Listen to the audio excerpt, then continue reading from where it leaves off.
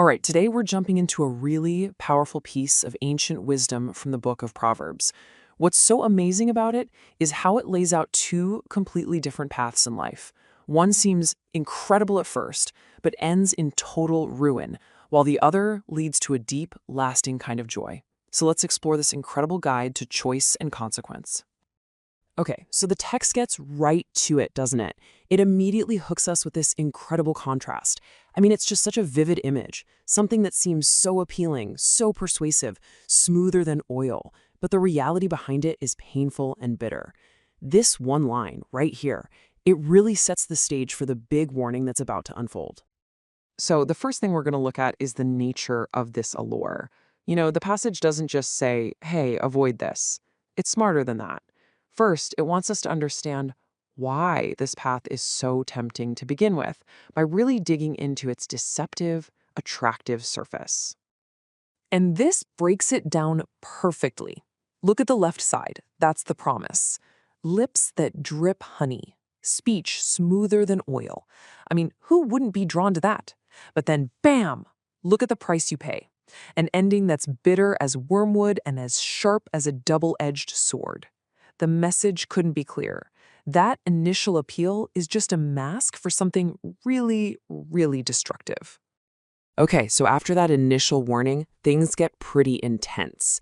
The text shifts gears from just describing the temptation to laying out the specific, disastrous results of actually going down this path.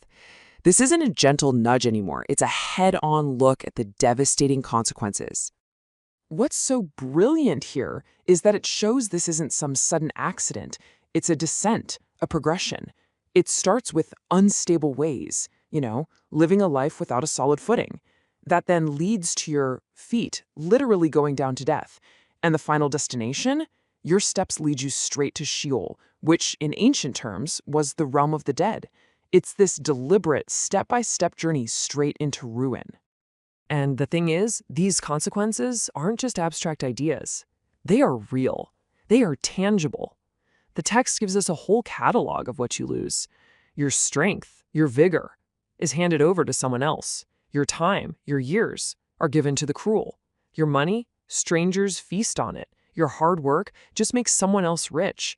And it all ends with your own body, your very flesh, being spent. It's a total burnout of a person's life. And it all leads to this moment of just gut-wrenching regret. This is the voice of someone who's lost it all, and they're looking back, realizing the root cause of their own destruction. They hated discipline. They couldn't stand being corrected. It's that awful, painful clarity you only get when you're standing on the edge of the cliff.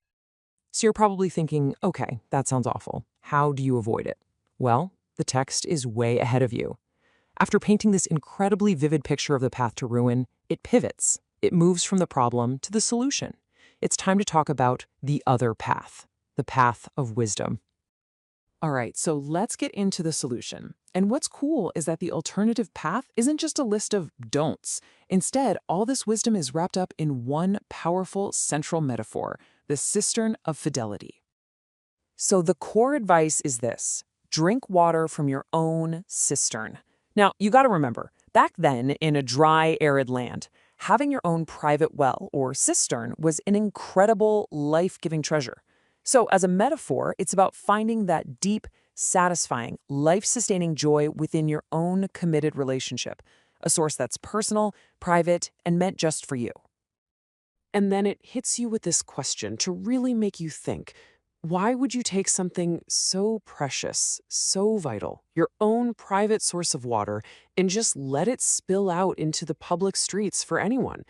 It forces you to stop and consider the massive difference between something that's cherished and private versus something that's just made common and wasted.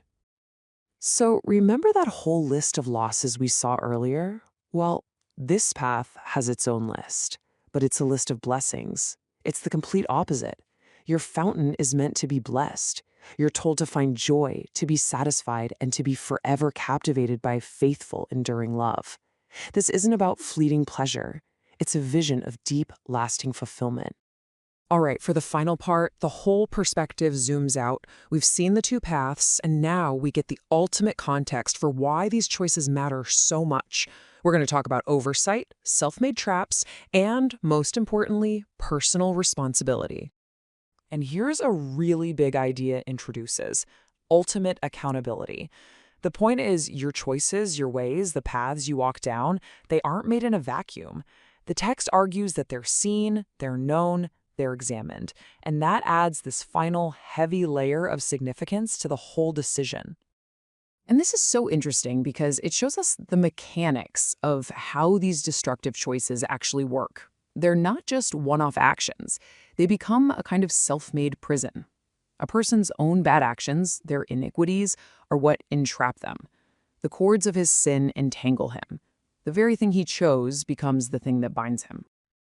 So when we get to the bottom line, the final cause of this destructive path, the author puts the blame squarely on an internal failure. The ultimate reason for the downfall isn't the temptation out there in the world. No, the text is crystal clear. It's an internal lack of discipline, a failure of self-control. And that leaves us right here with this final, really provocative thought.